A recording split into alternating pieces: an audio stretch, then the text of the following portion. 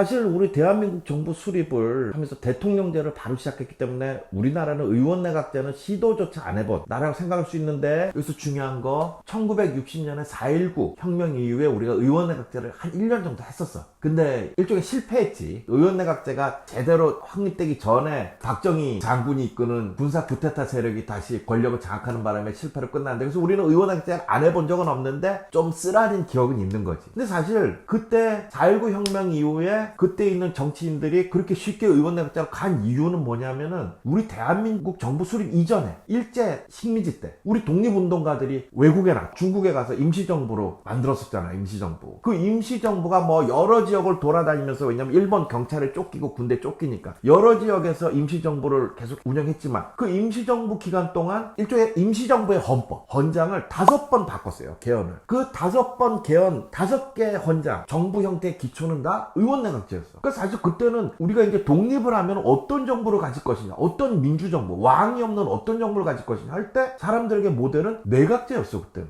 유럽, 영국, 프랑스의 어떤 걸 혁명의 시민혁명의 그런 소식들을 듣고 그런 전통에 대해서 공부를 많이 하니까. 근데 이제 해방 후에도 유진호 박사라고 고려대학교 총장도 하시고 여러 가지 정계도 진출해서 많이 일 하셨지만, 이제 과거의 친일 경력 때문에 많이 평가가 절하된 그분이 계시면, 어쨌거나 당시 우리나라에서 해방 이후에 학자로서는 굉장히 뛰어난 분인데, 이분이 처음에 헌법 초안을 만들 때 의원 내각제를 했어요. 근데 그걸 바꾼 사람이 누구냐? 이승만 박사인 거예요. 이승만 대통령. 그리고 뒤에는 이제 미국이 좀 도와줬고, 미국이 대통제라 이래가지고, 이렇게 너무 단정적으로 말하면 좀 그렇지만 하여튼 그런 것 때문에 우리가 대통제가 됐고, 그 다음에 이제 분단 상황에서 어쩔 수 없이 우리는 대통제로 가는 것처럼 되다가, 이제 박정희 대통령 때 2인자가 있었어요. 박정희 대통령이 이제 군사 쿠데타라고 그 다음에 정권을 만들어가지고 정권을 이렇게 안착시키는, 뿌리 내리게 하는 과정에서 중요한 역할을 한 게 중앙정보부, 지금 국정원의 전신 중앙정보부를 만든 사람이 이제 김종필 씨라고 계셔 돌아가셨는데, 이분이 이제 2인자로서 박정희 대통령의 조카 사위야. 박정희 대통령이 1970년대 이제 60년대 말에 대통령 한 3번 하고, 김종필 씨가 자기가 차기 대통령 하려고 그랬는데 박정희 대통령에 의해서 숙청당했어. 왜냐면 박정희 대통령 자기 죽을 때까지 하고 싶었기 때문에, 대통령이. 그때 이제 좀 칩거하고 있다가 야인으로 돌다가 이제 박정희 대통령 죽고 5공화국 들어서면서 다시 정치 세력화를 했지. 초반에는 이제 미국으로 쫓겨갔었고, 김대중 대통령처럼 미국으로 쫓겨갔었고, 갔다가 이제 그 민주화 때 이제 돌아와가지고 김종필 씨가 이제 신민주공화당이라는 걸 창당을 해요. 자기 정당. 주로 이제 충청도를 기반으로 해가지고. 근데 이제 본인은 대통령이 되고 싶지만 본인은 대통령이 될 표가 안 나오는 거야. 또 이제 대통령 할 사람 김영삼, 김대중 또 다 줄 서 있으니까. 그래서 이 양반이 근데 그런 의도인지 모르겠지만 내각제를 하자고 주장을 했어요. 그때부터 대한민국 사회에서는 내각제를 주장하면 스스로 대통령은 안 되는데 어떻게든 한번 대통령 비슷한 걸 해볼까, 이런 사람들이 주장하는 것처럼 그렇게 좀 누명을 썼지, 내각제가. 김종필 씨가 주장하는 바람에. 물론 나는 그걸 가지고 김종필 씨를 특별히 비난하는 건 아니지만, 이미지가 그렇게 바뀐 건 어쩔 수 없어요. 그 다음에 우리 아들들은 모르겠지만 김무성 씨라든지, 부산에 아주 유명한 정치인 계신데 그분도 계시고, 그 다음에 손학규 씨라고 또 대통령 후보로도 몇 번 나오고, 그분도 이제 참, 손학규 씨 같은 경우는 기자들, 언론인들이 뽑은 최고의 대통령감으로 몇 년째 연속하던 분인데 대통령이 안 됐어요. 그런 분들이 이제 의원내각제 총리할 텐데 이런 얘기들을 많이 했었고, 이렇게 일종의 2인자라고 불릴 수 있는 사람들, 그런 사람들이 이제 내각제를 주장하다 보니까 자꾸 내각제 반대하는 사람들이 저거 자기 스스로 대통령 안 될 사람들이 좀 꼼수 부리는 거다, 이런 이미지가 잘못 씌워졌어. 근데 하여튼 우리나라도 내각제 시도한 적이 있고, 그런 것 때문에 이제 우리나라 사람들이 내각제에서 좀 잘못된 이미지를 갖고 있어요.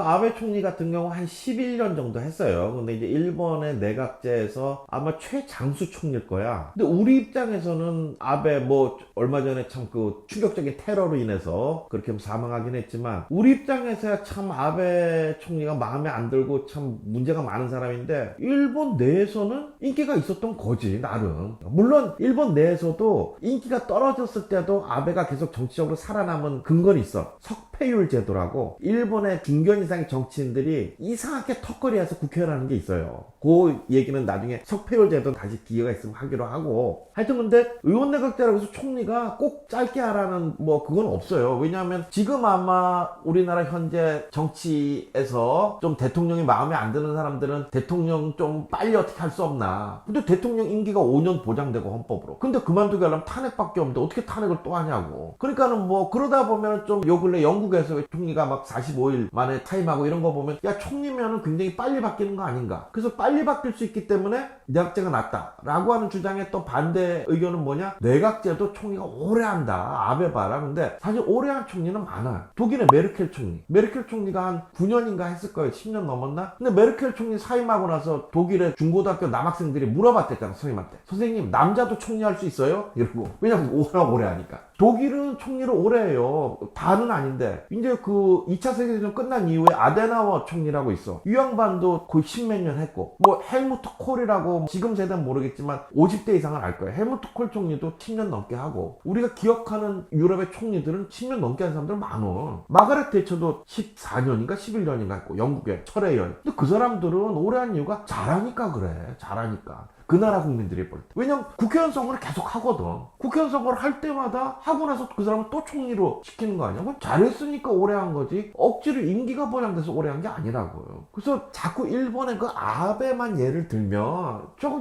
좀 문제 있지 않냐 하지만 그렇게 보지 말란 말이에요. 내각제는 유럽에서 주도적으로 하고 있는 거고 유럽의 사례들을 한번 보라는 거지.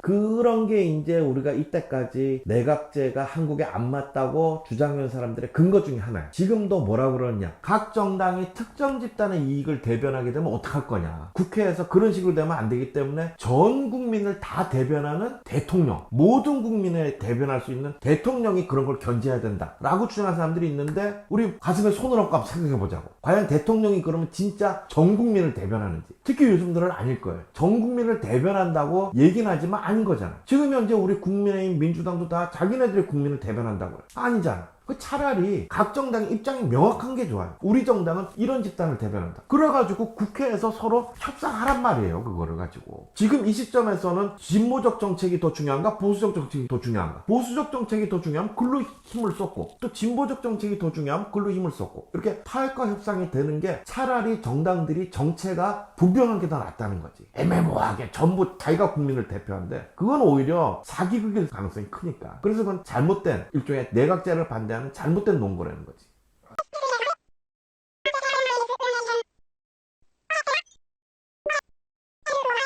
그러니까는 이 지역구 제도를 하고 그러다 보면은 정당들이 서로 자기가 더 많은 국민을 대표하는 척 하면서 공약은 막 만들어요. 집권한 다음에 공약 안 지켜. 딴소리 한다고. 그런 거보다는 각 정당들 입장이 명확한 게 더 좋다는 거지.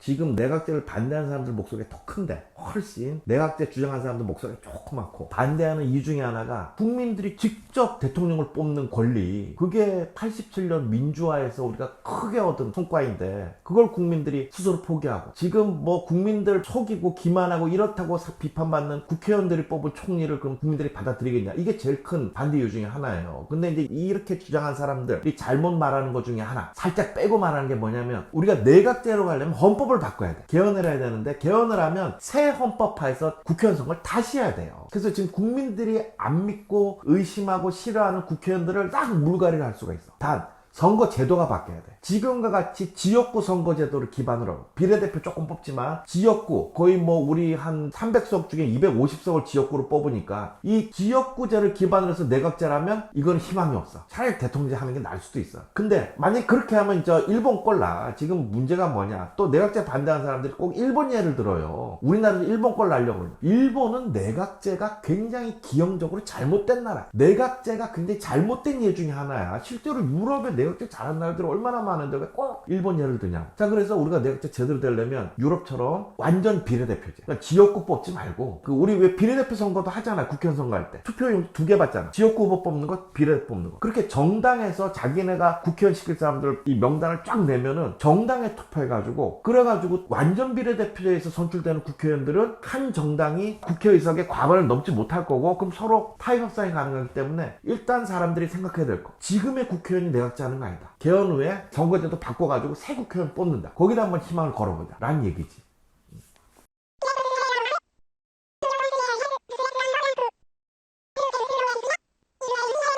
그게 문제예요. 그게 가장 심각한 문제인데, 근데 이게 우리 국회의원 중에 내가 짐작하는 거는 당을 떠나서, 민주당이나 국민의힘을 떠나서 반은 내각제도 괜찮게 생각. 물론 이 사람들은 현재 지역구제를 근거한 내각제겠지. 그럼 이제 완전 비례대표제로 바꾼다면 자기 지역구를 포기해야 되는 수도 있어요. 그렇다면 만약에 내가 정말 헌법을 초안을 잡고 헌법에 따른 선거법을 바꾸는 내가 어떤 초안을 잡는다. 그러면 어떻게 하냐면은, 그렇게 지역구가 아까우면 국회의원 300명 중에 한 100명은 뽑아, 지역구로. 대신 이제 지금과 조그만 지역구가 아니라 넓게 해가지고. 그래서 뽑고, 지금 사실 여러분들 그 지역구 제도에서 국회의원 하는 사람들도 자기 지역을 버리는 게 나은 사람들 있을 수 있어. 왜냐면 지금 내년에 또 지역구 나갔을 때 떨어진다 예상하는 사람들 있을 거라고. 근데 그 사람들은 오히려 정당 명부에 비례대표제가 더 좋을 수도 있기 때문에, 그건 우리가 지금 현재 국회의원들이 겉으로 내세우지는 못해서 그렇지 속으로 내각제 개헌을 결사반대할 거다. 요거는 굉장히 속단이에요. 섣부른 판단이에요. 아마 국민들 여론이 내각제 개헌으로 가면 그 사람들도 찬성할 거예요.